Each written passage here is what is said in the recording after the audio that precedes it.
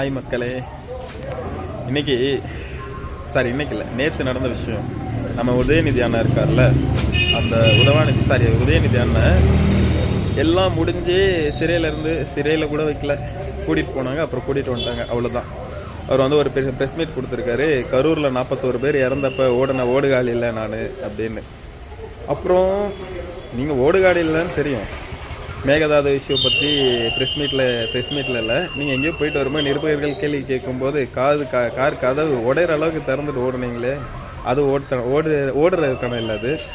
அப்புறம் சட்டசபையில் வந்து பார்ட்டி ஃபண்டை பற்றி தளபதி சிஎம் விஜய் அவர்கள் வந்து கேட்ட உடனே சும்மா தெரிக்க உங்கள் கட்சியில் இருக்க ஒட்டுமொத்த அண்டு சிண்டு வண்டி எல்லாமே ஓடிச்சு, அது ஓடுறதுக்கான இல்லை.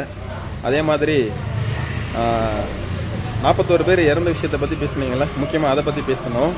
என்ன காரணம்னா, விளாத்திக்குளம் சிறுமி பாலியல் வன்கொடுமை பண்ணப்பட்டு இறந்தப்ப போஸ்ட்மார்ட்டம் பண்ணுறதுக்கு 1 வாரம் 10 நாள் ஆன உங்களுக்கு 41 பேரை எப்படி அவ்வளோ சீக்கிரமாக போஸ்ட்மார்ட்டம் பண்ண முடிஞ்சது அப்படின்ற விஷயத்த தெளிவாக இன்னும் நீங்கள் சொல்லவே இல்லை, சரியா? அதே மாதிரி அந்த 41 பேர் இறந்தப்ப விஜய் ஓடினாருன்னு சொல்கிறீங்களே, உங்கள் போலீஸ் ஏவி விஜயை ஓட விட்டீங்க. அவர் அங்கே இருக்கிறேன்னு சொன்னார். இது வந்து நீதிமன்றத்திலேயே சமர்ப்பிச்சாச்சு, நிரூபிச்சாச்சு, சரியா?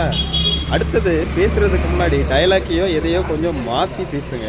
ஒரே டைலாக்கு, ஒரே இது எழுதி கொடுத்த துண்டுச்சீட்டு பேப்பர் மாதிரி உங்கள் அப்பா மாதிரி பேசினதையே திருப்பி பேசுகிறீங்க. ரியாலிட்டி என்னன்னு தெரிஞ்சுட்டு பேசுங்க. உங்களுக்கு தெரியுதோ இல்லையோ, பொதுமக்களுக்கு கண்டிப்பாக தெரியும்.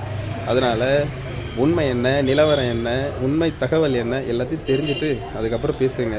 கரூரில் இருந்து அந்த 41 பேர் இறந்தப்போ பார்க்க கூட விடாமல் அவரை விஜய் அவர்கள் அங்கேருந்து அப்புறப்படுத்தணும்னு நினச்ச உங்களோட ஈனத்தனத்துக்கு சீக்கிரமாக மக்கள் பதிலடி தந்து தான் உட்கார வச்சுருக்காங்க. உள்ளாட்சி தேர்தலில் அடுத்ததும் சீக்கிரமாக நடக்கும், பாருங்கள் வேணும்னா.